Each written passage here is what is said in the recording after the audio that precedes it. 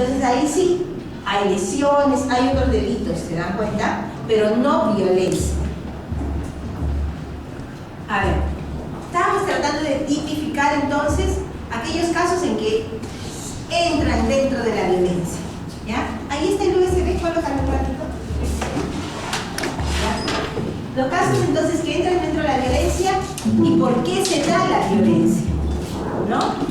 Ahora, existen situaciones de inequidad que han ocurrido durante muchos años.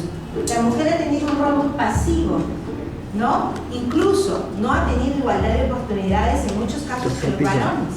Entonces, por ello es que se genera una situación de inequidad, diferencia de oportunidades, ¿no? Entonces, se genera la violencia. También se genera la violencia cuando hay trastornos de personalidad. ¿Qué trastornos, por ejemplo, se pueden presentar alrededor de la violencia? Pueden ser la celopatía. Es un trastorno de personalidad. Puede ser también la mitomanía. La persona que miente constantemente. Esa persona miente y luego va al juez o va al fiscal y le cuenta que le han hecho esto, le han hecho aquello y al final no le han hecho nada, ¿no? ¿Y la celopatía qué es? ¿Qué es la celopatía? La celopatía, ¿cuándo se presenta? Se presenta cuando la persona ha vivido inseguridad en la niñez. Cuando ha vivido inseguridad en la niñez, cuando ha visto que la otra persona, digamos, su papá, por ejemplo, le ha sido infiel a su mamá, o cuando un vecino le ha sido infiel a su vecina, o cuando ha visto que alguien le ha sacado la vuelta a alguien, entonces, ¿qué se genera en la niñez? Inseguridad. Y entonces eso da origen luego a la celopatía. Puede haber celopatía solamente del hombre, como también celopatía de la mujer. Aquellas mujeres que van buscando, ¿no? Le buscan al varón, le buscan el bolsillo de los sacos, le buscan qué gastó, ven en la guantera qué cosa usó, o los varones que llega la enamorada y ¿qué hacen? Dice, ni siquiera la saludan a la enamorada, sino que cogen el celular de la enamorada a ver quién te ha llamado. Bueno, ¿quién te ha llamado? Y cogen el celular, ¿no? Y entonces, ¿eso qué cosa es? Celopatía, que es un trastorno de personalidad que se puede dar en los casos de violencia familiar. Entonces, esa celopatía y la mitomanía a veces no están debidamente evaluadas al momento de diagnosticar qué cosa ha ocurrido en la denuncia. La persona va, hace la denuncia y la fiscal, o en este caso ahora el juez o la policía, ¿qué hace? Escucha y le cree todo el relato.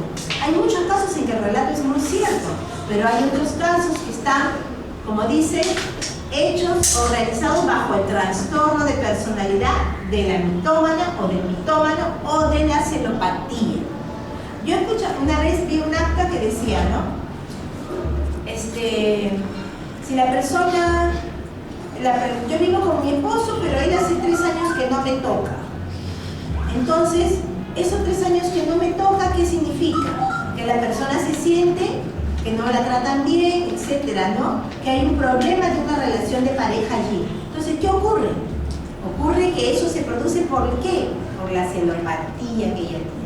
Entonces, el fiscal o el juez tiene que tener la suficiente capacidad para darse cuenta qué parte del relato es cierto y qué parte del relato es producto de un trastorno de personalidad.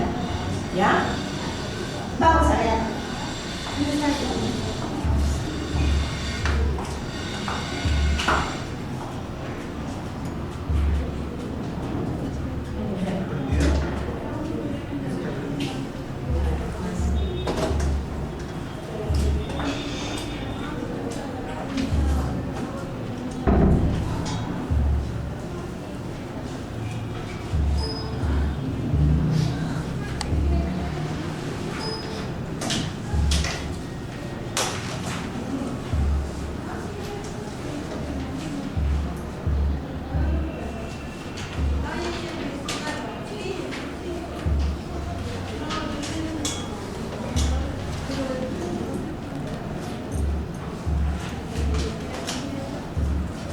¿Mientras avanza? No.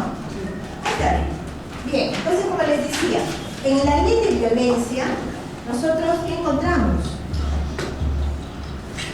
Encontramos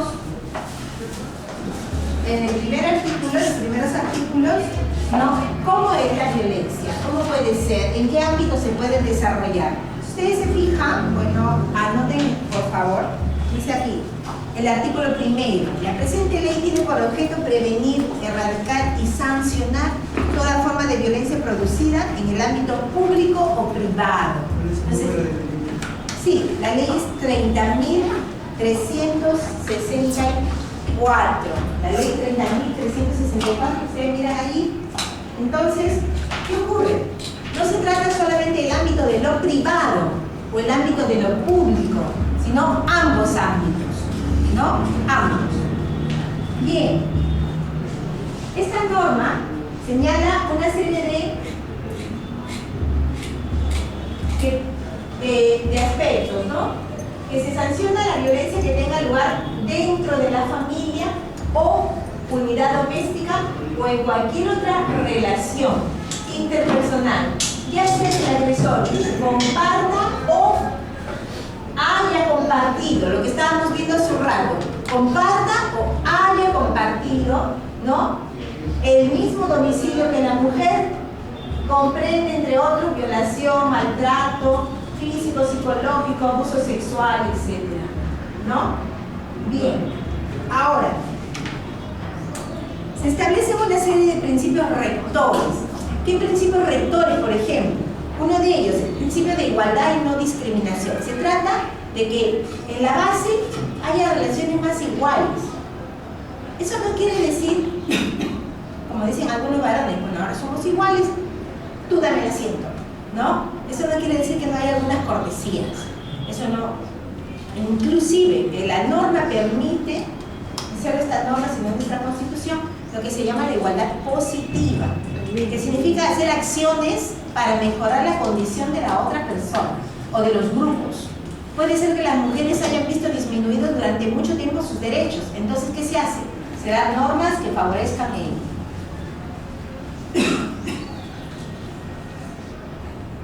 Otro principio es el principio del interés superior del niño, que veíamos en la mañana.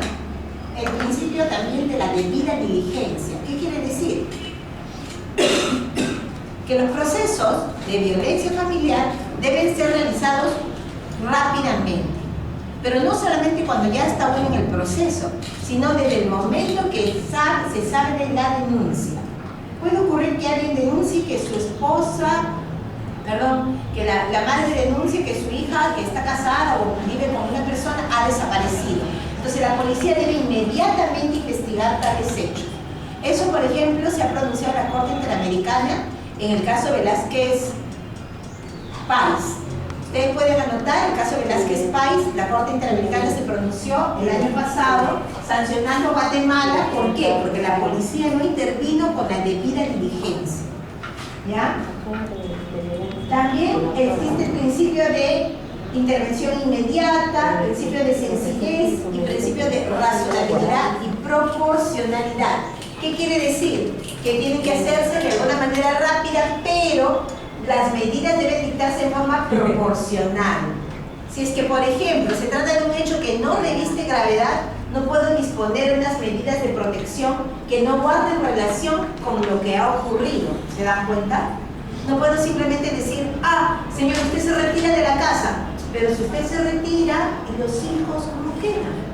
¿No? A lo mejor fue una discusión que no siempre ocurre, ¿no? No es que los hijos cómo quedan solamente económicamente, ¿no? Porque pueden tener una pensión, sino cómo quedan en la relación afectiva con el padre, ¿no? La norma señala algunos enfoques. El enfoque de género, por ejemplo. ¿Y por qué señala este enfoque de género? Porque es un enfoque que permite apreciar cuáles son las condiciones reales en las que viven las mujeres. La mayoría de las mujeres están viviendo en condiciones primero de pobreza, ¿no? Entonces, ¿por qué? Porque mientras, digamos, muchas mujeres viven pensando que ellas tienen que colaborar para que todos los miembros de su familia crezcan se desarrollen, se desenvuelvan, etc., ¿no? Ustedes han visto si ustedes miran esas conformaciones familiares, ¿qué ocurre? Generalmente uno mira y dice, la señora se esfuerza porque todos les salga bien a todos, ¿no? Le prepara el desayuno, hace que su hijo se vaya a estudiar a la universidad, que el esposo se vaya así, en la mayoría de los casos. Hasta hace poco, hasta donde ustedes pueden mirar, los matrimonios formados por personas mayores de 40 años, 50 años, viven así, ¿no? Pero eso no ha sido algo que ha permitido el desarrollo integral de todos los miembros de la familia, porque ocurría muchas veces que el padre o el cónyuge cogía de pronto una discusión, una justificación y se iba de la casa. ¿Y la señora cómo quedaba? Con una formación deficitaria, con pocas posibilidades de insertarse al mercado laboral. Entonces ese es el enfoque de género. Es un enfoque que parte de mirar cuál es la circunstancia específica que están viviendo las personas.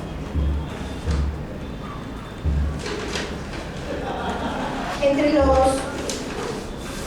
tipos de violencia, vamos a mirar qué más. Esta es la definición de violencia que se puede dar dentro del grupo familiar, que causa muerte, daño, sufrimiento físico, sexual, psicológico, ¿no? Etcétera. Se tiene especial consideración a las personas, a los niños y a las personas con discapacidad. Los sujetos, ¿se acuerdan que estábamos hablando? Las mujeres, desde niñas hasta adultas y hasta adultas mayores inclusive, y todos los miembros del grupo familiar. Miren, padrastros, madrastras, ascendientes, convivientes, parientes colaterales, cónyuges, convivientes hasta el 4º grado. ¿Por qué? ¿Qué pasa? Ahora mucha gente vive dentro de la misma casa y a veces sucede el problema, la tía, la hermana, la esposa del hermano de mi esposo, etcétera, ¿no? Entonces, ese es el problema. Entonces, todos ellos entran dentro de la competencia de la ley. Los tipos de violencia. En estos los tipos de violencia, ustedes pueden mirar en el artículo 8º de la ley, ha señalado varios tipos y ha incluido un tipo que antes no estaba incluido, pero que sí se aplicaba en los casos prácticos, por ejemplo, la violencia económica y la violencia patrimonial. La violencia económica, dada, por ejemplo, por las restricciones que se hacen.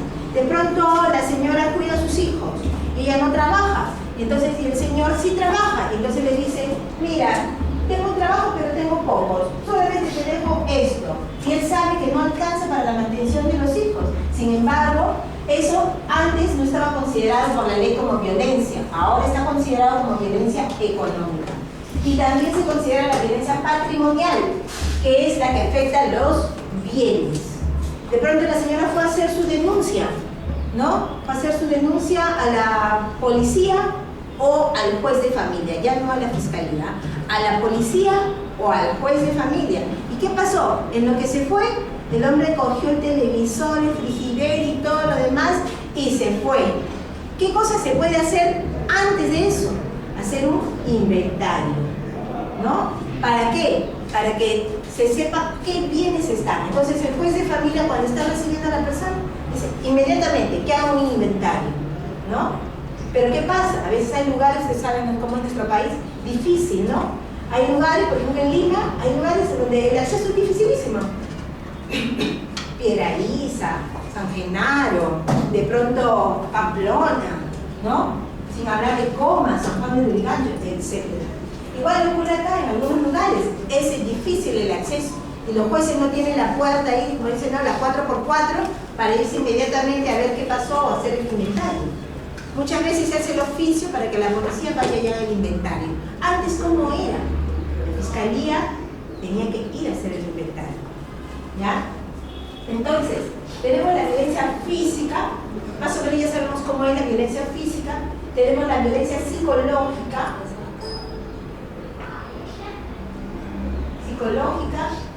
que causa daño psíquico. Ahora, el problema de la violencia psicológica es medir el daño psicológico. ¿Por qué? Porque las personas que miden el daño psicológico tenían que elaborar una guía para la medición del daño psicológico. Lo que está pasando ahora, dicen que no la pueden elaborar porque es muy difícil de medir el daño psicológico. Pero las personas sí están dañadas psicológicamente.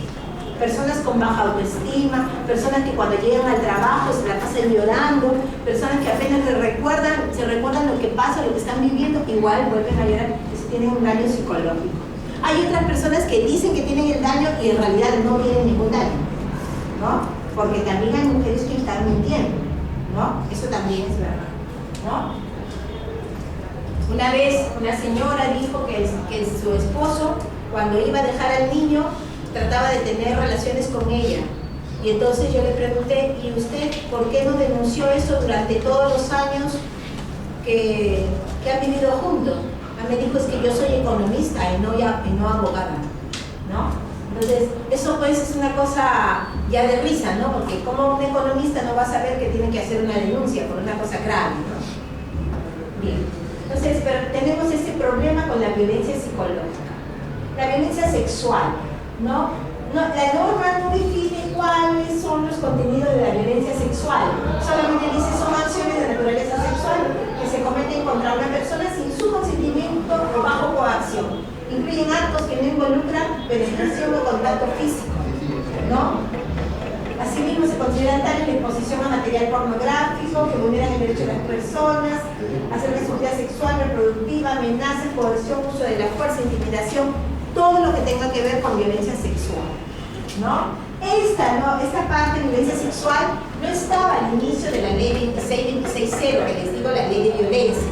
Esta se incorporó por la Convención de Belén do Pará, la Convención Interamericana de No Violencia contra la Mujer. Entonces esta convención incorporó este tipo de violencia, la violencia sexual, ¿ya?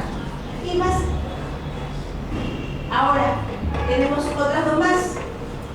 La económica, que les decía hace un rato, o patrimonial. La norma no distingue, todas las coloca en el mismo sitio, económica, patrimonial, pero en realidad acá hay dos supuestos y acá hay dos supuestos, ¿no? Vamos a leer esta parte de acá. A ver, pasa por favor adelante. Vamos a participar en esta parte. ¿Cómo es tu nombre? Ah, sí, más allá.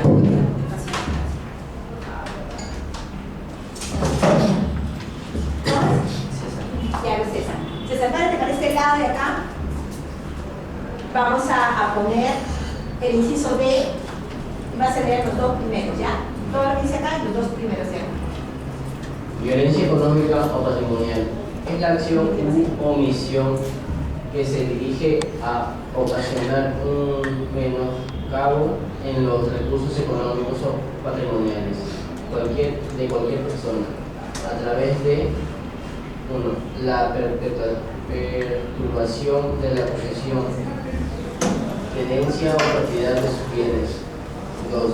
La pérdida, sustracción, destrucción, retención Coge el televisor y lo tira, ¡pum!, lo rompe, destrucción, ¿no? Se está dañando sus cosas. Se lleva, por ejemplo, su álbum de fotos que le correspondía, que son donde están sus recuerdos, ¡pum!, se los lleva y se los desaparece. Entonces, ahí hay una perturbación de la posesión, tenencia, propiedad de los bienes.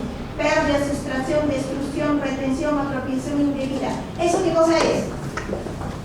Violencia patrimonial. Estos dos. ¿Ya? Bien. Ahora vamos a pasar con ustedes, señores.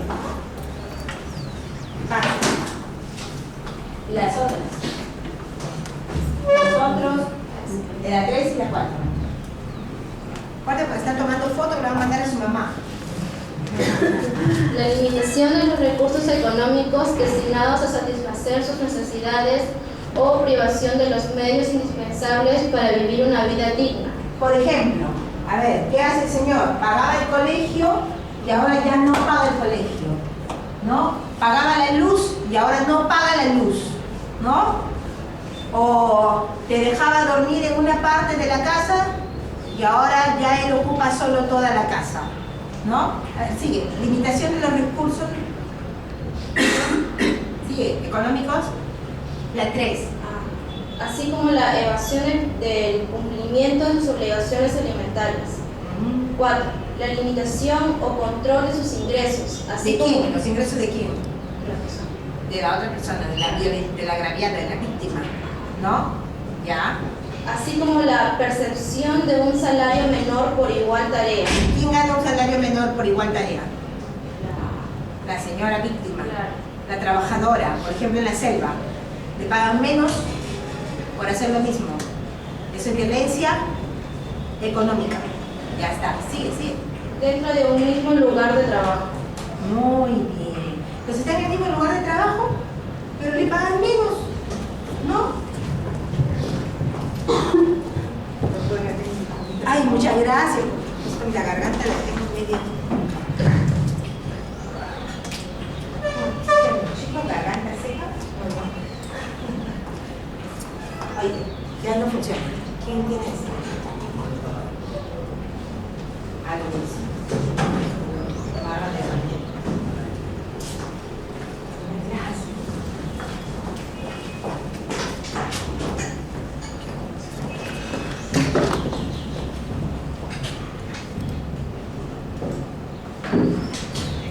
Entonces les ha quedado claro esa parte. Hay una gran diferencia, está dentro del mismo artículo. Como algunas cosas en el Código Civil también están en el mismo artículo. Por ejemplo, patria potestad, extinción, suspensión y privación están en el mismo artículo. Pero está mal. Porque cuando la patria potestad se extingue, de pronto el hijo cumplió 18 años y la patria potestad ¡plum!, se extingue, ¿no es cierto? Pero cuando la patria potestad se pierde, es porque de pronto el padre no cumplió pagar los alimentos y le hicieron la demanda de pérdida a la patria potestad y se perdió. Es diferente los supuestos, son diferentes. Una cosa es extinción y otra cosa es pérdida, ¿no es cierto? No van ustedes a ser abogados y no van a decir, lo mismo es extinción que pérdida de la patria potestad. No, son dos cosas diferentes, ¿ya? Lo mismo pasa acá. Una cosa, doctora, es la violencia económica y otra cosa es la violencia patrimonial, ¿ya? Bien, no nos quedemos allí. Aparte tenemos violencia institucional y violencia obstétrica. Supongamos, ¿no? A ver, yo voy al Ministerio de Educación, quiero un certificado de estudios de mi hijo. ¿Y qué pasa? La señorita me dice, ay, sí, pero hoy día no estamos trabajando, que no sé qué, que eso, que lo otro. Vuelva mañana. Pasan 2, 3 meses la misma cosa, ¿no? Y entonces, ¿qué hay? Violencia institucional. El Poder Judicial te tiene que dictar una medida de protección o una medida cautelar, tiene que resolver y se demora en resolver. ¿Qué cosa hay? Violencia institucional, ¿no? Entonces tenemos que ser muy hábiles ahora ya para identificar. ¿Por qué? Porque hay violencia institucional, ¿no? Ya no es solamente que las personas están violentadas en su casa, sino que sales a la calle y a lo mejor te encuentras con que el microbusero te trata mal. ¿Y eso qué cosa es? Violencia pues del señor, ¿no? Violencia psicológica, qué sé yo, tanto tipo. Pero a la vez, eso claro, no podría estar conformado dentro de lo que es el ámbito de la violencia doméstica. Pero sí es violencia contra la mujer. ¿Qué pasa, por ejemplo, si yo voy, ya estoy con mis 9 meses allí, no con la justa, llego al centro de salud y la señorita dice que me ha medido el tamaño de la dilatación y entonces, ¿qué hace? Dice, uy señora, todavía le falta un montón, regrese, ¿no? Y entonces, eso se llama violencia obstétrica. En Brasil ya se habla de la violencia obstétrica. Está la señora ahí en sala de partos y le dice a la enfermera, señora, usted no es valiente, ¿no? Usted que no aguanta nada, ¿no? Usted todo le duele, ¿no? Entonces, ¿qué le estaba haciendo? ¿Ah? Te preguntan, ¿eres primeriza? ¿Eres primeriza? ¿No? Entonces, ¿qué pasa? Eso se llama violencia obstétrica. Brasil ya lo trabaja, Costa Rica también ya lo trabaja. Nosotros no lo hemos metido en esta ley, no está, ¿ya? Pero eso no quiere decir que la ley no esté buena en muchas cosas. En lo que era tipos de violencia, que haya incorporado la económica, patrimonial, eso es bueno. Que haya señalado los principios que deben regirse la relación con la violencia, está muy bien. Que haya indicado cuáles son los enfoques que se deben tomar en cuenta, de género, de derechos humanos, etc., está bien. Ahora, tenemos un problema. ¿Cómo es el procedimiento? Tenemos un problema en el procedimiento. ¿Por qué? Porque ahora uno va al juez y el juez o a la comisaría y denuncia, ¿no es cierto? La denuncia puede ser escrita, puede ser verbal, ya, la denuncia. Ahora el juez normalmente está mandando con un oficio para que te hagan tu evaluación psicológica o física, igual la comisaría. Hay una guía para llenar, para determinar qué tipo de riesgo tiene la persona. Y la judicatura tiene 3 días para disponer las medidas de protección y señalar en ese interín una audiencia que están haciendo inaudita parte, o sea, no están escuchando a la otra parte, no se llega a citar, no se cumple con las 72 horas, pero como las medidas de protección son urgentes, entonces están disponiendo las medidas de protección. A veces eso es difícil, ¿por qué? Porque cuando no se tiene adecuados medios probatorios, entonces ¿cómo yo puedo disponer de una medida de protección? Algunas medidas puedo disponer, pero otras no puedo disponer, ¿no? Porque no tengo los suficientes medios de prueba como para poder disponer, ¿no? Yo no puedo disponer, por ejemplo, ahí me pueden pedir alimentos, puedo disponer. Me pueden pedir la tenencia, sí, puedo disponer un régimen de visitas, sí. Puedo disponer que el señor no se aleje unos metros de la casa, puede ser dependiendo de lo que ha pasado, ¿no? De pronto, por ejemplo, anteayer, no sé qué día, alguien me llamó, dice, la señora tiene trastorno y entonces casi siempre la estaba aguantando, pero esta vez el señor no aguantó y le cogió de la mano. Y como le cogió fuerte, eso lo han considerado un certificado médico legal como lesiones. Sí, pues. Luego, ¿qué pasa por allí? De las medidas de protección, ¿qué ha dispuesto la norma? Que una parte se queda donde el juez, la copia, nada más, y el caso, dice la norma, el caso va al fiscal provincial, ¿no? Con una óptica penalista, pues, ha mandado todo el caso allá, pero, y si el fiscal dice que no hay mérito para formalizar denuncia, caen las medidas de protección. ¿Y cómo van a caer las medidas de protección que dictó un juez? No deberían. Y además las medidas de protección son apelables, porque se dicta con un auto y entonces las personas pueden apelar de esa medida de protección, ¿no? Hubo una época, unos días, en que las juezas allá en Lima decían, no se pueden apelar, porque todo el caso se va. Claro que se puede apelar, porque ellos no pueden resolver algo y tirarse abajo el principio de la doble instancia, de la instancia plural, ¿no es cierto? Entonces se apelaba para que supieran a eso. ¿Por qué? Porque cuando tú no tienes suficientes medios y tú dispones algo, puede ocurrir que como no tienes los suficientes criterios, en 72 horas, pues efectivamente puede pasar la muerte de la señora, como también puede pasar que dispongas medidas de protección. ¿Las medidas que no cautelares se adecuadas. ejecutan o se tiene que esperar que sean consentidas? No, se ejecuta. Se ejecuta, ese es el problema. Cuando la norma anterior, ¿qué decía? Dictaba las medidas, ¿cómo se llama? El fiscal, dictaba medidas, mandaba la demanda al juez y luego el juez tenía que confirmar, ¿ya? Por eso la confusión, el juez tenía que confirmar. Pero ¿qué pasa ahora? Ahora quien dicta las medidas de protección es el juez. ¿Se dan cuenta? Bueno, ¿no? Ya, sigamos.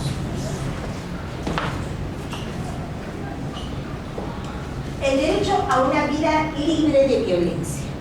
Efectivamente, es un derecho. Tenemos el derecho a la tranquilidad, ¿no? Todas las personas. La tranquilidad, no la tranquilidad de los muertos, sino la tranquilidad de la vida, ¿no? Es una tranquilidad diferente, ¿no? Tranquilidad de poder trabajar, de poder luchar, que nos paguen igual que lo que le pagan al otro, etc. Esa es una tranquilidad. Por ejemplo, el Ministerio de la Mujer hizo un estudio diciendo que las mujeres, en general, trabajan como más, ¿cuánto trabajan? Como 18 horas. Y que duermen 6 horas y que después del trabajo laboral normalmente tienen que hacer trabajo en la casa. ¿Por qué? Todo porque hemos sido educadas, hemos sido educadas en que tenemos que ser buenas madres, buenas esposas, buenas todo, ¿no es cierto? Y entonces, me parece que el varón no ha sido educado así, o sea, ha sido educado para que sea más libre. ¿Se dan cuenta? No, es que yo ya trabajé, yo estoy cansado. No, yo así. Y entonces muchas veces los varones llegan a la casa y tampoco perciben que la mujer también está cansada, ¿no? Pareciera que no cansara, ¿no? A mí me acuerdo, me decían, Mira, yo prefiero hacer un montón de trabajo de mi casa y de la juez y la fiscal, ¿no? Afuera, que ponerme en mi casa a lavar los platos, a lavar las ollas, a lavar todo. Ay, Dios mío, es inacabable. Ahora, ¿qué hago yo? Ahora hago 1 hora de trabajo en la casa. Con lo que se alcanzó a hacer en esa hora, ya es suficiente, porque si no, tengo que hacer trabajo intelectual, hacer otro tipo de trabajo, ¿se dan cuenta? Pero, qué importante, digamos, darnos cuenta, ¿no? Y parte de la sensibilidad hacia lo que es el trabajo de la otra persona y a la valorización, ¿no? Miren, por ejemplo, les contaba hoy día en la mañana que, por ejemplo, hay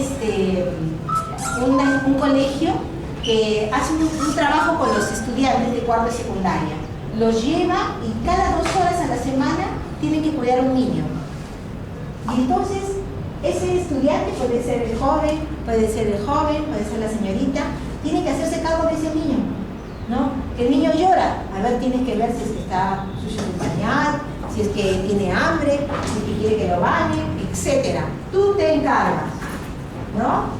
Y entonces allí uno, ¿qué hace? Se sensibiliza con esa situación. No es fácil, ¿no? Por eso dicen que cuando nace un niño viene con el pan bajo el brazo, sí, ¿verdad? Pero también es una de las causas de conflicto en las parejas, ¿no? Dicen los psicólogos. Los psicólogos en el Perú no han aportado tanto todavía como deberían aportar, ¿no? Porque estamos con problemas, eso no lo podemos negar. Entonces, deberían aportar más, pero entonces los psicólogos dicen que hay como 7 causas de conflictos probables en un matrimonio. Uno de ellos es el nacimiento de un hijo. Y uno dice, ¿pero por qué si los niños son tan lindos? Ah, porque aquellos que son papás, aquellos que son mamás, saben muy bien que una vez que el niño sale de la clínica, del hospital, de donde sea, ¿no? Entonces llega a la casa y no tiene horario. Duerme y en ese momento uno tiene que aprovechar para dormir, porque si no, se despierta y ya es como si fuera totalmente dependiente, ¿no es cierto? Requiere leche, requiere que lo cambien, uno no puede ni siquiera ir al baño tranquilo, la verdad, ¿no? Entonces, o hay que tener todo listo, si lo vamos a bañar, todo listo, toda su ropita, todo. Cuando el papá se queda con el niño, ¿qué siente? Miedo. Porque dice, no, los varones a veces no quieren decirlo, pero es la verdad, sienten miedo porque de pronto el niño tose. ¿Qué hago si tose? ¿No? O le hablo, ¿qué le digo? ¿Le cambio el pañal? ¿No? Entonces es cuestión de aprendizaje. ¿Y por qué? Las mujeres también a veces cuando nace su hijito, ya se creen que ya vino el Espíritu Santo y las convirtió en madres totales. No es así. Cuando uno va con el hijo creciendo, entonces ahí va aprendiendo, ¿ya? Entonces pasa que hay este derecho a vivir una vida libre de violencia, ¿no? Libre de discriminación, estigmatización y de patrones estereotipados. Aquellos que dicen, no, es que el celeste es de los varones y el rosado de la mujer. ¿Sí no han visto que bien le quedan a los chicos las camisas rosadas? ¿No? Hay muchos chicos que quieren romper el estereotipo y dicen, yo me pongo mi camisa rosada, porque yo soy bien hombre y no me va a pasar nada, ¿no? Y a veces les ve bien, es que los colores no son parte de, ¿no? De una forma de, si es que la mujer es más tonta, más pasiva, entonces más femenina. No, es más tonta nomás, ¿no? Esa es la verdad. Bien. Conceptos basados, prácticas sociales y culturales basadas en conceptos de inferioridad y subordinación, ¿no? A ver, supongamos, si uno de ustedes es gerente legal de una empresa y usted quiere contratar una asistente de finanzas, ¿no? Se presenta el joven y la señorita, los dos son unos trones en finanzas. ¿A quién contratan? Al que me convence. ¿Te convence de qué? Que puede ser trabajo. El trabajo mejor. ¿Ya? Muy bien. Entonces ahí los criterios son más objetivos, ¿se dan cuenta? ¿No? ¿Qué viene pasando en Perú? Viene pasando que se piensa que como el hombre maneja mejor el dinero, entonces contratan al varón, ¿no? Entonces es un prejuicio que tenemos ahí, que no debemos usar, ¿no? A veces, por ejemplo, yo estaba después sentada y venía el hombre y me decía, doctora, Mi esposa ni siquiera me atiende, no me lava la ropa, y entonces ahí hay dos posiciones, ¿no? Póngase, yo estoy acá sentada, entonces yo puedo decir, señora, ¿usted por qué no me atiende al Señor? ¿No? O puedo decir, Señor, ¿qué? ¿Usted no lava su ropa? ¿Se dan cuenta? Entonces, es importante darnos cuenta que incluso los operadores jurídicos tienen prejuicios, ¿no? Su cabeza. Ya no solamente pican locas, sino que efectivamente tenemos el prejuicio. Cuando nosotros queremos hacer nombramiento de jueces, fiscales, etcétera, tenemos que ahí levantar y ver cuál es su prejuicio, cuál es su manera de ver las cosas de esta persona, porque así va a resolver. Si nosotros tenemos una persona que dice ahí, oh, es que las utilidades, no, yo no puedo dar las utilidades que recibe el Señor como pensión alimenticia. ¿Por qué no? Si es un ingreso, está en el 481 del Código Civil. El Código Civil habla de remuneraciones, no, habla de posibilidades. El Señor recibe utilidades, entonces entra en la pensión de alimentos. Pero habría que definir, porque los alimentos que dan en el tema laboral, según 728, se toman como parte de las remuneraciones, pero no para el conteo de beneficios sociales. Entonces, ¿cómo? por ejemplo, el tema de alimentación, en el 728, es decir, la empresa le da alimentación, se considera parte de la remuneración, pero no para el tema del conteo de Ay, pero eso no es parte. Claro. O sea, ¿qué pasa? Tú estás tocando el tema laboral. El tema laboral, ¿qué dice? Por ejemplo, aplicable a familia. Yo te doy alimentos trabajador y eso entra a tu remuneración. Puede que no entre en tu compensación, pero eso no tiene nada que ver. En los alimentos, por ejemplo, ¿cómo se aplicó ese criterio de que entra?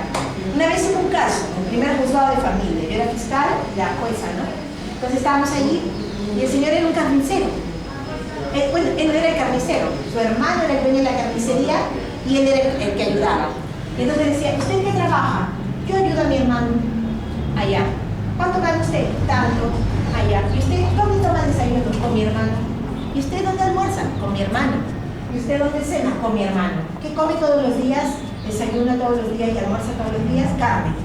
¿Ya? Entonces dijimos, la carne, el almuerzo, forma parte de la remuneración por el derecho laboral.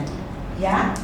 Pero, entonces, integra lo que es el monto sobre el cual puede no fijarse la compensación, pero sí se fija la pensión alimenticia, porque son una cantidad o especie de manera permanente, ¿está bien? Dada de manera permanente y continua. Entonces, ¿qué ocurre? Entonces, y además en ese caso, ¿qué se le obligó al señor? Monto fijo y aparte 1 kilo de carne por semana, pero pulpa, ¿no? Nos reíamos ahí, nos decía, señor, por si acaso nada de hueso, ¿no? Pulpa, ¿no? Para los niños. Porque es lógico, imagínate, él desayuna carne y sus hijos, ¿sabe de qué? ¿No? Entonces, y esto que es muy poco, 1 kilo de carne. 1 kilo es poco, ¿no? En esa época estábamos en los años 91, 92, donde había la hiperinflación, ¿ya? Por eso. Pero el caso da por allí, pero yo hablaba de las utilidades. Entonces, las utilidades, ¿qué ocurre? Como estoy hablando con gente de derecho, ¿qué ocurre con las utilidades? Las utilidades yo puedo considerarlas no solamente para lo que es fijar la pensión, sino también para el embargo de las utilidades. El señor debe y la empresa le paga utilidades, tiene 30.000 para cobrar utilidades y el señor debe justo también 30.000. Si yo digo que esas utilidades no entran para el pago de las pensiones, ¿qué le digo? Gástate las utilidades en lo que a ti se te dé la gana, buen hombre. Y tu mujer, quédate pues pena, ¿no? Sigue sufriendo porque el señor te va a seguir debiendo, pero sus utilidades son para él. Entonces, ese criterio no es el que debe aplicarse. El Tribunal Constitucional ya se ha pronunciado varias veces sobre el concepto de que las utilidades entran en las pensiones alimenticias. ¿Ya? Entonces, sigamos acá. ¿Qué hora tenemos?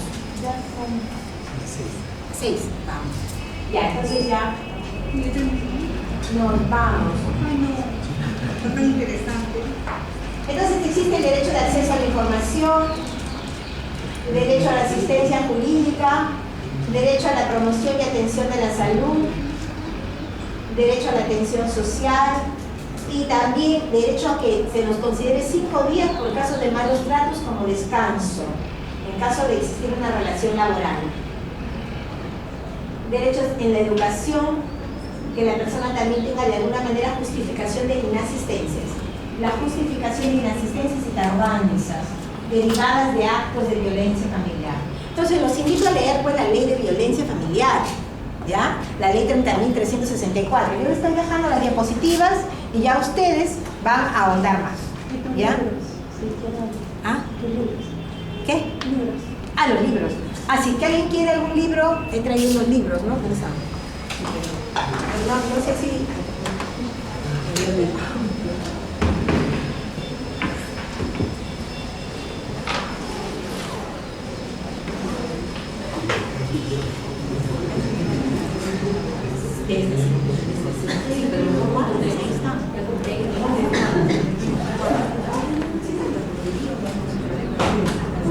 Si que alguien quiere comprar algún libro de estos, no sé si habrán traído efectivo.